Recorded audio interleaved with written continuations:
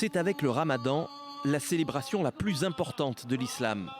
L'Aïd el-Adha, la fête du sacrifice. Un événement majeur pour 1,5 milliard de musulmans à travers le monde. Rite incontournable de la fête, le sacrifice du mouton. Ici en France pour l'occasion, des abattoirs temporaires ont été installés un peu partout. Mais ils peinent toujours à répondre à la demande. En Libye, toujours en proie au chaos, ils étaient des centaines ce jeudi à prier sur la place des Martyrs à Tripoli. Tripoli encore, mais au Liban cette fois.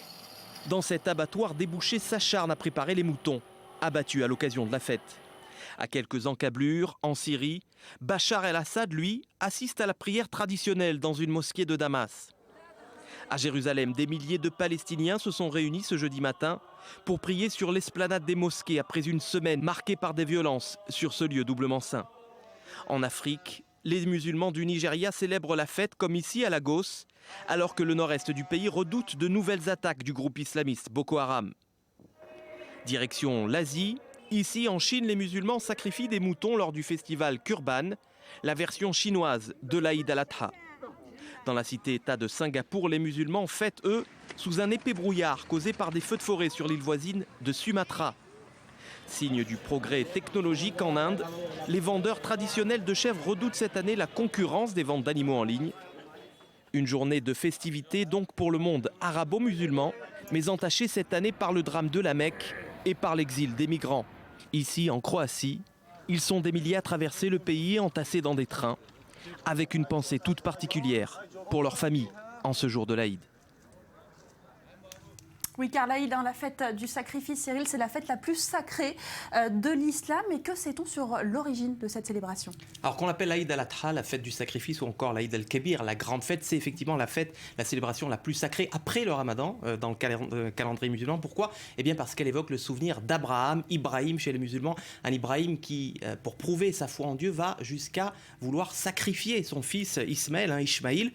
Et au moment où il s'apprête à trancher la gorge de son enfant, eh bien l'ange Gabriel, Djibril, chez les musulmans, intervient et remplace l'enfant par un mouton. Et c'est donc en souvenir de cette soumission totale, pour ainsi dire, d'Ibrahim, que les musulmans du monde entier sacrifient une bête en ce jour de l'Aïd al-Adha pour prouver eux aussi leur soumission à Dieu. Alors vous le dites, c'est la fête la plus sacrée après le Ramadan, mais cette fois-ci, contrairement au Ramadan, c'est fêté à une date particulière qui est fixée. C'est la même chaque année finalement. Absolument, parce que l'Aïd al-Adha n'est pas soumise, contrairement à d'autres fêtes musulmanes, au calendrier lunaire, le calendrier de l'islam, le calendrier de l'Hégire. Elle a lieu tous les ans, le 10 du mois de Zul Hijjah, c'est le dernier mois du calendrier musulman, et elle intervient, Daniel, 70 jours exactement après la petite fête, l'Aïd el-Zrir, contrairement à l'Aïd el-Kabir, et qui est donc marque, comme vous le savez, la fin du Ramadan. Et qui dit fête religieuse dit forcément prière. Oui, les fidèles, hommes et femmes, se rendent à la mosquée le matin. Donc ce matin, ce jeudi matin, ils écoutent la prêche de l'imam qui rappelle la confiance d'Abraham en Dieu, les valeurs du monothéisme, l'amour d'Allah, etc.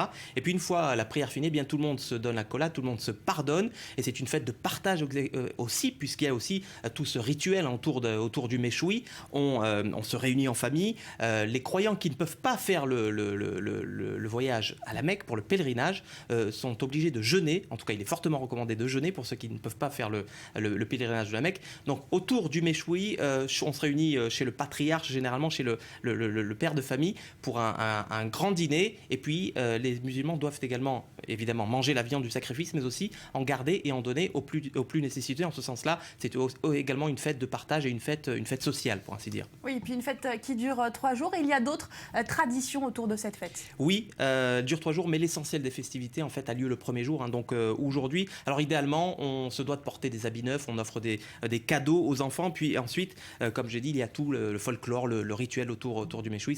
C'est un grand moment de festivité et un grand festin ce jour d'Aïd al-Adha.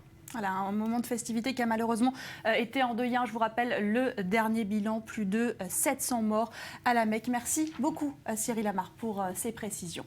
À l'occasion de la fête de l'Aïd en Israël, le mont du Temple a été fermé aujourd'hui aux visiteurs juifs et aux touristes. Les autorités ont renforcé la sécurité alors que le site a été le théâtre de violences au cours des derniers jours. Sur place, le reportage de Mathias Inbar. Sous protection rapprochée, voilà la manière dont ces juifs sont pris en charge à leur entrée sur le mont du Temple, l'esplanade des mosquées. Quelques policiers israéliens et surtout autant d'inspecteurs du Waqf, organisme jordanien qui contrôle les cultes musulmans de Jérusalem, que de fidèles juifs. Une visite d'ailleurs dénoncée par 95% du corps rabbinique en Israël et soutenue par des mouvements marqués très à droite de l'échiquier politique. Nous nous sommes volontairement écartés du groupe, ne portant aucune distinction religieuse, aucun cri ni insulte à notre encontre. Avant que les inspecteurs du Waqf nous interpellent, un premier nous demande si nous sommes touristes, avant qu'un deuxième insinue que nous faisons partie des services secrets intérieurs. Quelques questions plus tard, nous sommes invités à rejoindre le groupe de juifs religieux, non sans que notre présence soit immortalisée par plusieurs inspecteurs du Waqf et des Palestiniens. Ces derniers accusent les juifs de vouloir s'emparer des lieux et briser ainsi le statu quo.